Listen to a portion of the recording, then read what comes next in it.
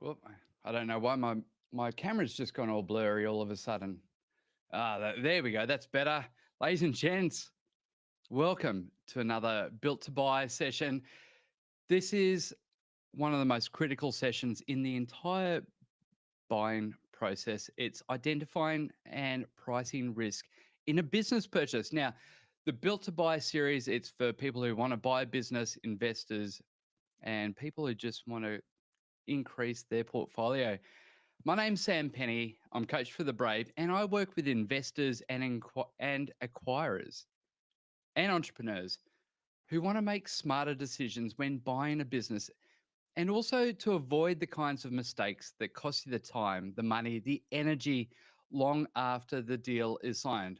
So, this session is more than just doing due diligence. It's about knowing what to look for and what it actually means, and how to also price that risk into your offer so that you walk away entirely when the maths doesn't stack up. Because let's be honest, the truth is most buyers either miss the risk or they don't know how to factor it into the deal.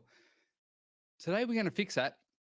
You're going to walk away with a clear framework for how to spot red flags, understanding the three types of risk that every buyer must evaluate, and how to turn what you find into leverage, how to negotiate better terms and protect your downside. So, let me share my screen. And for those of you on watching live on TikTok, my apologies, you can't see my screen. And for everybody else, there you go. So here we are, Built to Buy, identifying the risks and pricing the risks into a business purchase. So, what is this really about? And it's pretty simple. If you don't find the risk, you're going to end up paying for it. Every business you look at, no matter how polished the pitch is, how clean the numbers are, or how charming the seller is, they all come with risk. And your job as a buyer, it's not just to evaluate the upside, it's to understand the downside and to either reduce it, price it in, or even walk away if it's too high. Too many buyers, and I see this all the time, they get swept up in the excitement of the deal and they skip the steps. They ignore the warning signs, or they just assume that everything will work itself out after settlement. And I'll tell you what, it won't. What you don't catch during due diligence becomes your problem the moment you sign.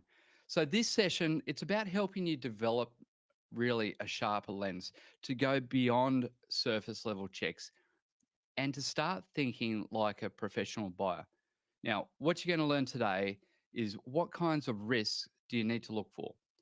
How to identify and recognize them early, and how to build them into your negotiations so that you're never paying full price for the business that comes with red flags. This is how real investors protect themselves.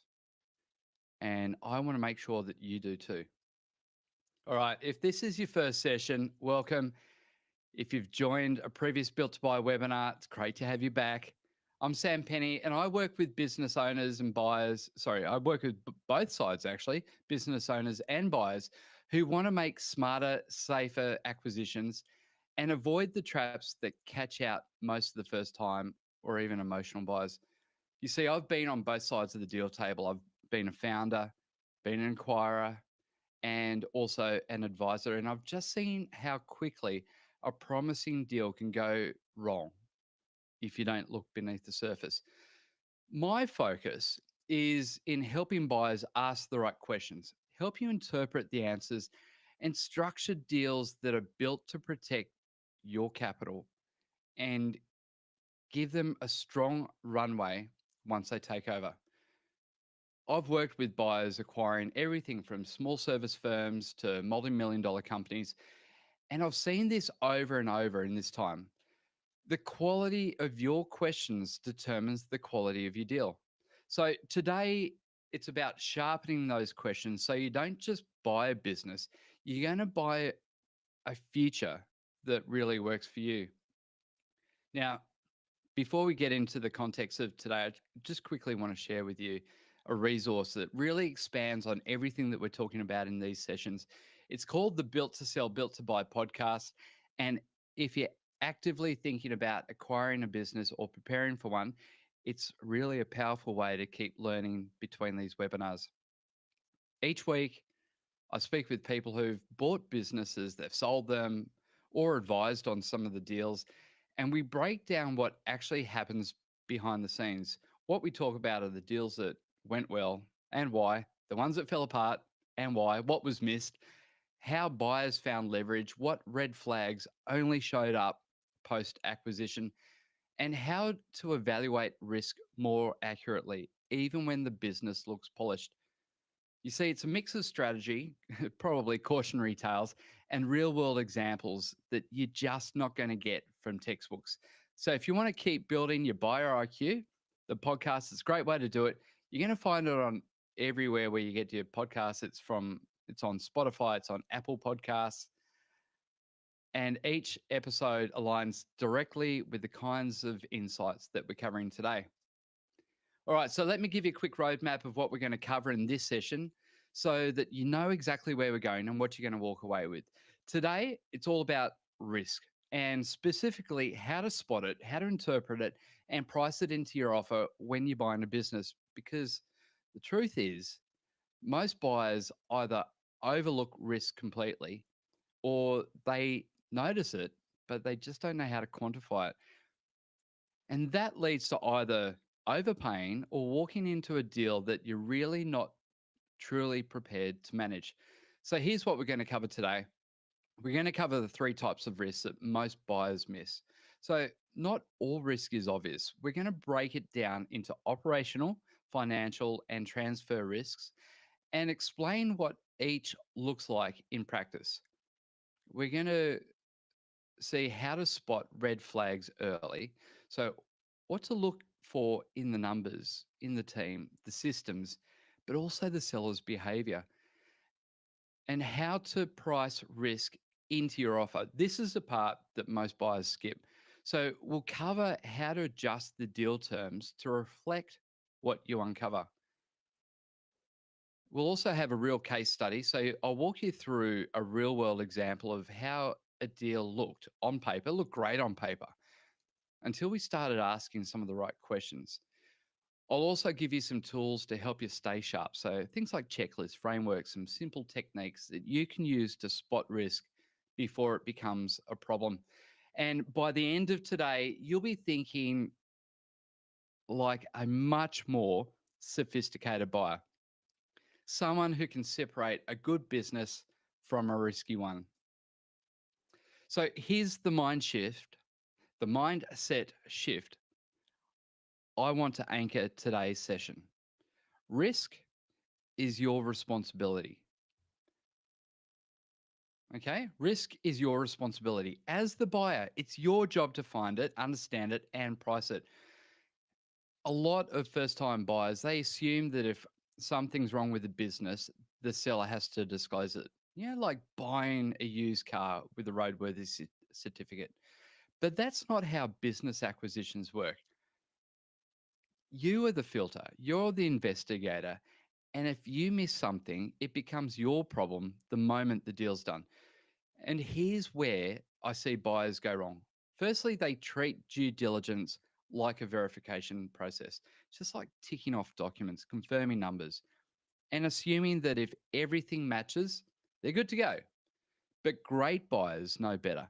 Due diligence is not just verification, it's interpretation. You're not just asking, is this number accurate? You're asking, what does this number mean? What's hiding behind it? What happens to this figure if the owner steps away? Is this strength real or just momentum tied to one person or one client? Remember, your job is to stress test the story. You need to dig under the surface and to make sure the deal you're buying is as solid as it seems, or to discount it if it's not. And look, let's let's be honest. No business is perfect. Every deal has risk, but if you don't find it, you're going to pay for it in time, in money, or in regret. Now, let's talk about how to actually organize and think about risk because not all risk is created equal. In every deal, you need to assess risk across three distinct categories.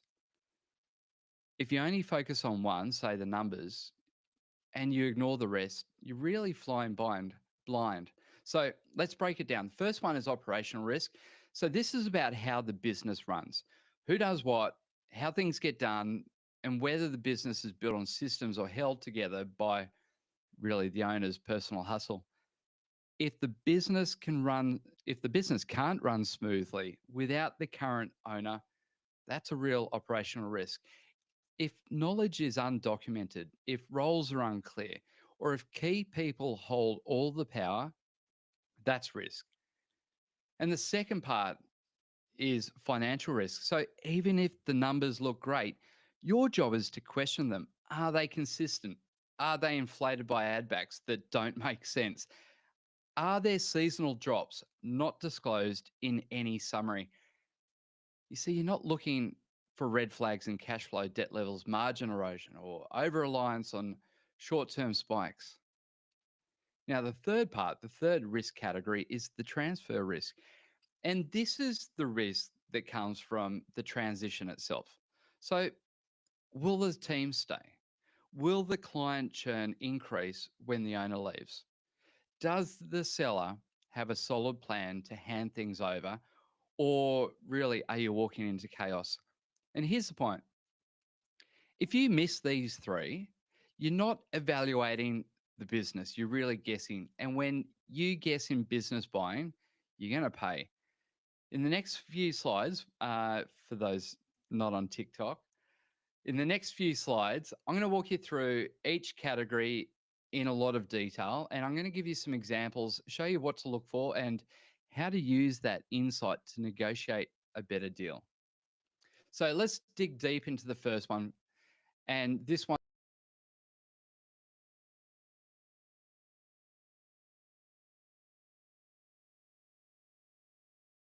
the business actually runs day to day. Because here's the reality: a business that looks profitable on paper might fall apart the minute an owner walks out the door. See it all the time. And that collapse won't show up in your P&L. It shows up in the gaps, in the team, the processes, the invisible decisions that the current owner makes every day that no one else ever sees. So here's some things to look for. First up is key person dependency. So is there one person, and it's usually the owner, who makes everything work?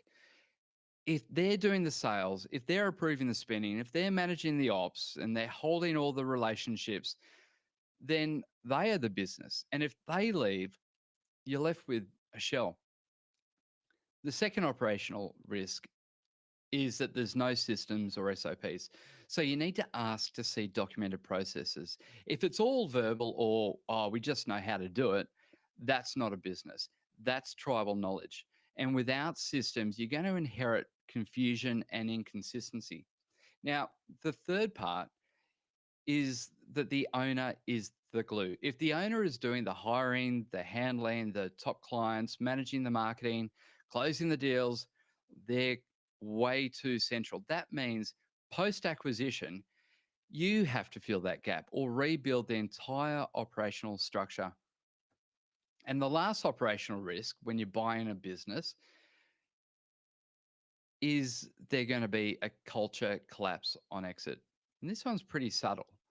If the team is held together by loyalty to the founder and not by visions or systems or leadership, they might walk when the founder does. And that means you're buying a team that you may not be able to keep. Look, your goal here is to really depersonalize the business. You want a machine. You don't want a personality. You want a business where roles are clear, responsibilities are shared, and systems are followed with or without the founder. So you need to ask questions like, well, who runs the show when you're away? How is that?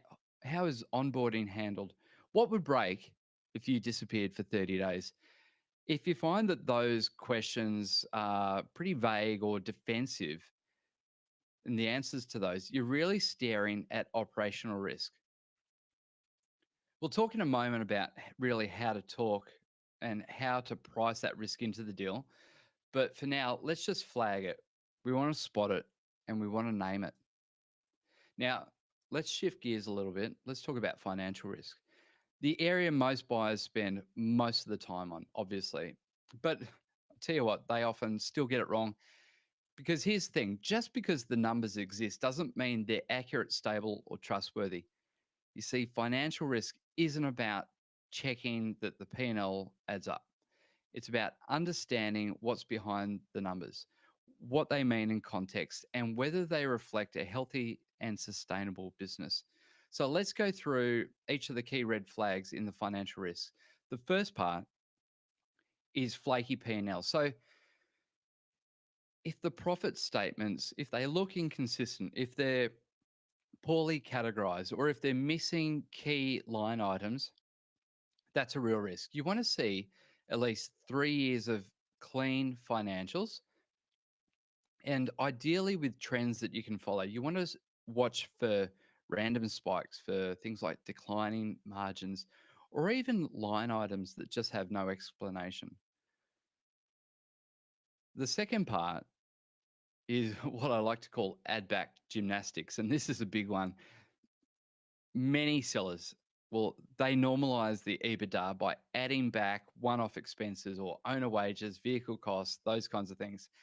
Some of that's totally valid, but when you get a long list of add backs, especially vague ones like marketing or miscellaneous, you really need to ask and dig a lot deeper. And here's what you need to ask: would I really not incur this expense? Is this truly non recurring, or are they just trying to inflate the earnings? Now, the third financial risk is overstated revenues. So, is the revenue tied to real cash, or is it inflated with things like accounts receivable, project based billing, or even things like future contracts that haven't closed yet? Also, check whether large customers are on short term deals that create really fragility in the top line. And the last financial risk is cash flow issues masked by growth. So sometimes businesses, they might look great because they're growing quickly, but that growth is hiding deeper cash flow issues. So you might see increased sales, but also increasing debt. You might see supplier pressure or poor working capital management. Growth without cash flow is a red flag, and it's certainly not a green light. And as a buyer, your job is to interrogate the financial story, not to be paranoid, but to be precise. Because once you own the business, the numbers are no longer theory, they're your reality. So you need to ask to see these. You need the monthly P&Ls and not just the annual summaries. You need to see your normalization schedules with explanations. You need to see the aged receivables and the payables report. And are there any major variances between the years and why? And if the seller can't explain it clearly or even seems, really evasive, that's when you need to proceed with caution. So the final category, and often the most overlooked, is transfer risk. This isn't about how the business runs or what the numbers say. This is about what happens the moment the owner changes hands. Because here's the hard truth: a business can look profitable, can look systemized and stable, and still fall apart during the transition if it's not fully prepared. And your job as a buyer is to ask this: what will happen in the first 90 days after I take it over? Who's staying? Who might leave? What knowledge walks out the door with the owner? So, here are some major red flags to look for. Firstly, that there's no clear handover. If the seller doesn't have a documented plan for training you, for handing over the key responsibilities, or even supporting the transition, that's a risk. You shouldn't have to figure it all out yourself post settlement. The second transfer risk is a weak transition plan. So, will they stay on in any capacity and for how long? What will they actually do? And so, a vague, oh, well, I'll help out for a few weeks. That's not a plan. You want a structured and written onboarding process. The third transfer risk is customer or staff attrition. So, are there key clients or employees who are loyal to the founder personally? And if they leave when the owner does, revenue and capability could collapse. So ask yourself, who holds the client relationships? Who's trained as backup?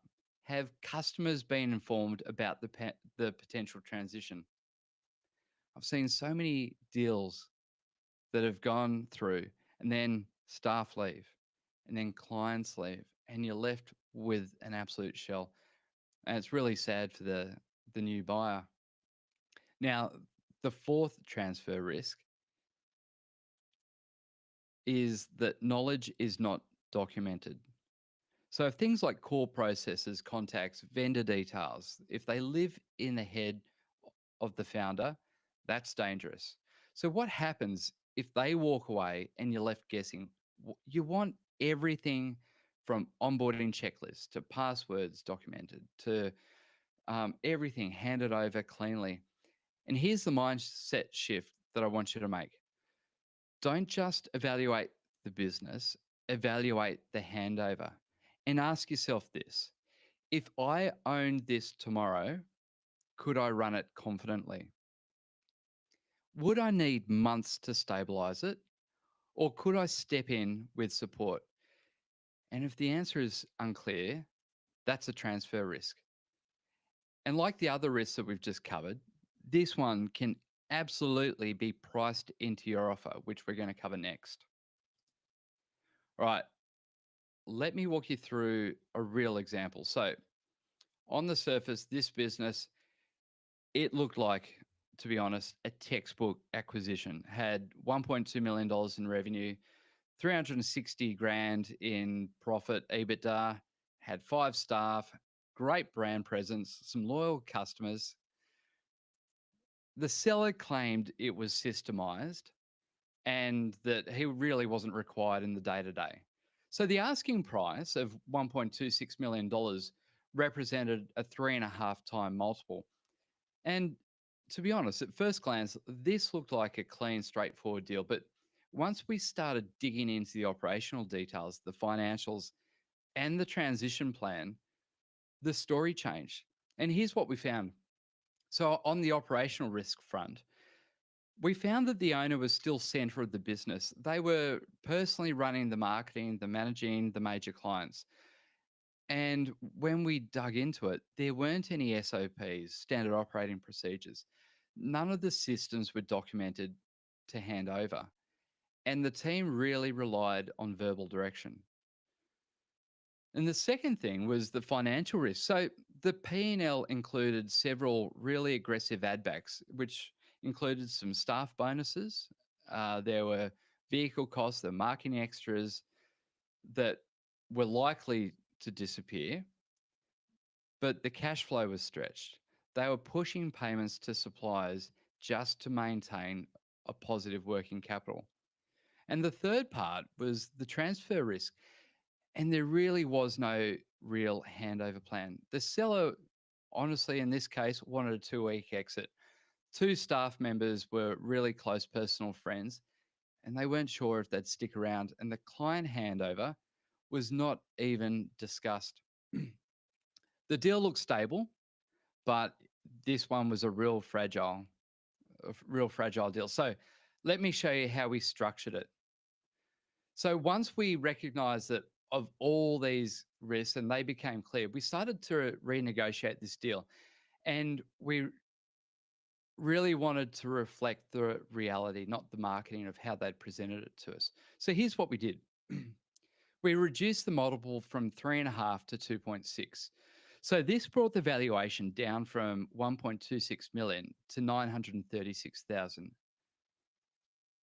And of that, only 750,000 was paid upfront.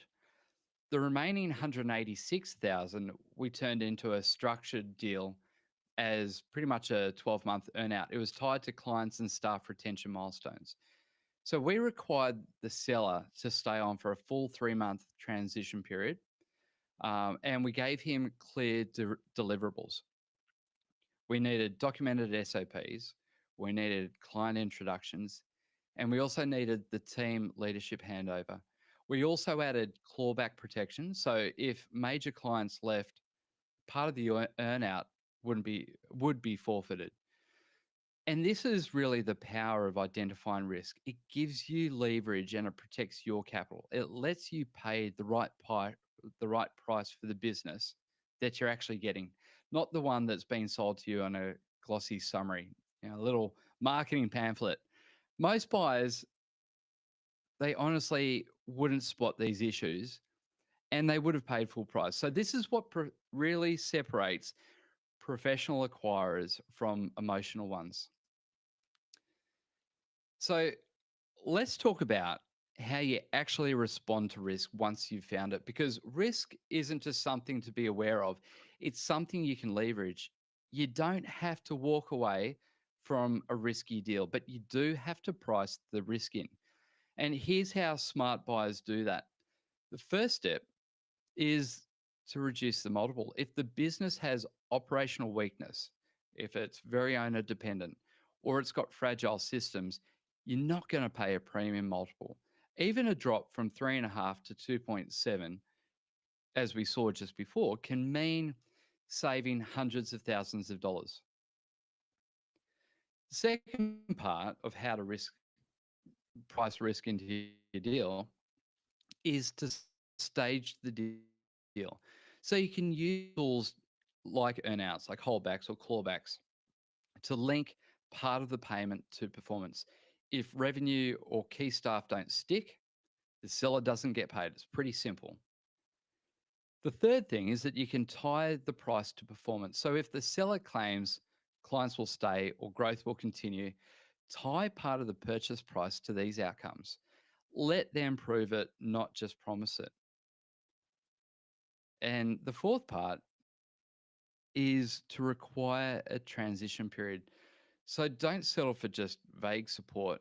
Set clear expectations, 60 to 90 days of structured involvement with very specific deliverables like training, client handover, SOP creation. Fifth, you need to negotiate the risk into the agreement. So everything you've uncovered, from concentration risk to system gaps, these should all be reflected in your term sheet. Remember, this is not just your gut feel. And here's the key takeaway from this: the price is just a number until you attach terms to it. The smartest buyers, they use structure to turn risky businesses into fair, protected deals. You're not trying to punish the seller, you're simply balancing the risk across both parties. And if the business performs, they get their money. If it doesn't, you're not left holding the bag. Remember, the money's better in your pocket than theirs. All right, I'm going to simplify things a little because I know that there's a lot that have already gone through, and this is really going to simplify it. You don't need to be a forensic accountant. You don't need to be a deal lawyer to identify and price the risk properly. You just need the right tools and the discipline to use them. So here are the 4 tools that I recommend every buyer have in their kit. The first one is a due diligence checklist, and this is your first filter. So it's a comprehensive list of what to ask for, what to review, and what must be in writing. You need things from financials to contracts to staffings to systems. This ensures you don't miss anything. And I've created one based on the checklist I use with all my private clients. And if you want it, you can grab it at sampenny.com. Just search it on my website. Second one is red flag sheet. This is your real time gut check as you assess the business. So as you go through the data and the conversations, note anything that feels off and then categorize it by risk level. So minor concern, yeah, it's negotiable. Or is it a deal breaker? This keeps emotion out of the process and it helps you communicate issues clearly to advisors and also co investors. The third part is a risk scorecard. And this is where you quantify what you're seeing. I want you to score each risk area: operations, financial, and the transition on a simple scale. The lower the score, the more protection you'll need in your offer. And truly, it's a fast way to translate gut instinct into a structured decision making. And the fourth part is a business readiness report. That's if the seller hasn't already done it. If you're buying from someone who's used my system to prepare the business for sale, ask for their readiness report. It'll really show you where they've done the work and where the gaps still are. So if they haven't done one, that also tells you something too. Now, these tools really take the guesswork out of buying. They give you repeatable processes and they protect you from relying too much on the seller's story or even on your own enthusiasm. And remember, a business that feels like a good fit still needs to be proven. And these tools, they help you do that. They're clear, they're consistent, and you do it confidently. They're all available on my website, sampenny.com. Easy. Okay. So where do buyers go wrong? Let's be honest. Most buyers buying, most businesses buying mistakes, they're not made in the negotiation. They're made before the contract's even signed. It's during due diligence, it's in the assumptions and the mindset. So here are the four of the biggest traps I see buyers fall into over and over. So the first part, it's trusting the seller too much. I want you to look because some sellers, they're great people, but your job isn't to become friends. It's to test the story they're telling. So that means verifying absolutely everything independently. If they say, oh, my team runs the business without me, ask for proof. If they say revenue will hold after I leave, show me the contracts, show me the retention data and the transition fine. Trust is fine, but verify every claim. Now, the second, where most buyers go wrong, is rushing the due diligence. You see, excitement in these deals, it really kills your discipline.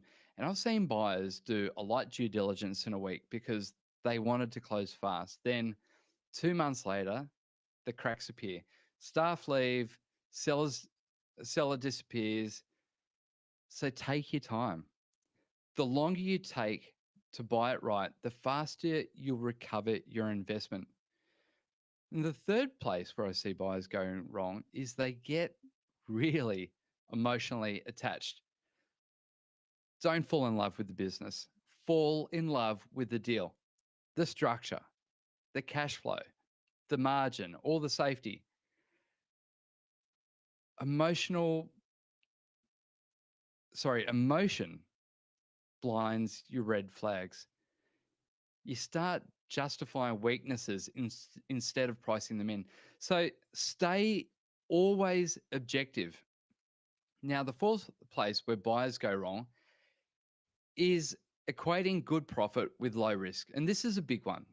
You see, a business can be highly profitable, but also highly fragile at the same time. If one person holds the relationships, or perhaps the revenue it's tied to maybe two big clients, or even the systems are non-existent, profit doesn't protect you. You're still exposed. So I want you to ask, what could cause this profit to vanish after I take over? And that's how you stay safe. And the bottom line, smart buying is less about optimism and more about discipline. And these traps are all avoidable, but only if you're willing to slow down, do the work, and think like an investor, not a consumer. All right, let's bring everything together. If you want to make a smarter acquisition, if you want to avoid overpaying or inheriting a mess, it comes down to doing five things really well. Okay, the first thing, know the three risk categories. We've already covered them: operational, financial, and transfer risks. Every business you assess has some level of exposure on each. Your job is to find it, to understand it, and to respond to it. The second thing is don't trust smooth numbers. Clean P&Ls don't always mean low risk. So ask about the cash flow, the client concentration, the ad backs, and what happens to profit when the owner exists. And third, always link risk to price. Don't absorb risk for free. Lower the multiple, use earnouts, tie payments to performance, and require seller involvement where you need it. The fourth part is to use the tools, don't use instinct. So things like checklists, red flag sheets, scorecards. I need you to build discipline into your process so you don't get swept up in the excitement of the deal. And fifth, and I love this saying, if it's not in writing, it doesn't exist. Verbal promises don't hold. Contracts, handover plans, SOPs, everything needs to be documented, and assume nothing and document everything. And when you approach buying a business with this kind of mindset, you're going to protect your capital. You're going to buy with confidence. And to be quite frank, you're going to avoid the regret that most buyers feel 6 months in. All right. If you're looking at a business, or even if you're just thinking about buying one and you want to avoid the costly mistakes, I want to offer you something pretty simple. Let's just take 30 minutes to get together and let's just review the deal. What we'll go through is what you've been told by the seller, what red flags I'd be looking for, what questions you still need to ask, and how it's structured the offer to protect you. Now, this isn't a sales call, it's a strategy session. It's focused 100% on helping you buy smarter, because here's the thing: buying the right business at the right price with the right protections changes your financial future. But buying the wrong business, it can really set you back years. And unfortunately, most of the damage happens before even the deal's done by not asking the right questions or absorbing risk that could have been avoided. And if that's something you want help with, you can book a call with me. Do it anytime. Just jump onto my website. If you're watching this live, not on TikTok, but you'll see a QR code on the screen, or you just go to sampenny.com/strategy. Say that again, sampenny.com/strategy. Book in a 30-minute chat with me. It's free. And let's gut check the deal before you sign anything. All right. Now it's over to you. I know we've covered a lot in this session. As you've seen, there's three types of risk. And also I've shown you how to identify them, how to price them in, and how to structure deals that really protect your downside. Now, here's your chance to ask anything. So here's where I'd love to start. Where do you feel the most uncertainty when reviewing a business? Is it, perhaps knowing what to ask in due diligence? Is it interpreting the numbers? Is it in perhaps figuring out whether the owner's too central to the business? Wondering if maybe all the staff or all the clients are actually going to stick around. So if you're watching live, drop it into the chat, ask me the question. And if you're not reviewing a deal right now, I want you to think ahead. What's one part of the buying process you don't feel 100% confident with? Let's tackle it now whilst you got the time. Business risk assessment tips on TikTok. Look, I've got a huge amount of resources on my website, sampenny.com. Um, a lot of due diligence checklists, a lot of uh, red flag checklists. Also, use the business valuation report to get a multiple based on a lot of these risks that we've just spoken through today. Huge amount of data and information on there, so it's fantastic place to go to start. Also, if you go back and have a look at some of the past webinars, so I've looked at things, for example, how to spot a business that's owner independent. Uh, Last week it was a due diligence deep dive. So being able to look beyond the numbers. And today was all about being able to price risk into the deal. If we go back past some of the past webinars and podcasts, remember, onto my podcast, Built to Sell, Built to Buy. It's on Apple Podcasts and Spotify and everywhere else. You'll have all the information about how to do a due diligence deep dive. Those things are vital, but you need the tools.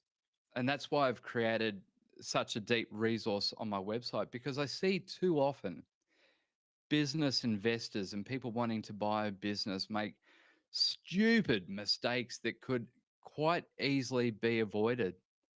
And that's why I've created all of these things, because look, you've made the money, you now need to invest the money. And if I can help you avoid making costly mistakes, absolutely fantastic. And it's on the flip side as well with a lot of uh, the business owners that I work with. I'm trying to increase their valuation through increasing their multiple. And when we increase their multiple, remember, the multiple is a risk factor. And so if we can increase their multiple, it also means that we're reducing your risk as a business buyer. And it's absolutely fantastic. All right. Are there any other questions at all before I head off? All right. Well, look, before we wrap up, I want to just share with you what's coming up in the next Built to Buy series. The next webinar, this is a great one. Uh, what the systems say, how to read the business behind the SOPs. It's on at 1 o'clock. No, it's not. It's on at, sorry, it's on at 12:30 on the 17th of July. You can register at sampenny.com. So this is all about the operational intelligence and knowing how to interpret the inner workings of the business through the system. So what you'll learn is what a well-documented system really says about the owner, the culture, and the risk, how to spot the SOPs, um, and what's actually being used that drive real outcomes, and how to use those insights to negotiate stronger and more confident deals. So look, if you want to become a sharper operator and you want to be a smarter acquirer, lock that one in. I'll see you there. Thanks for joining me. I'm Sam Penny, and I hope today gave you the tools to buy smarter and negotiate with confidence. I'll see you in the next session. Until then, stay sharp and be brave. Ciao.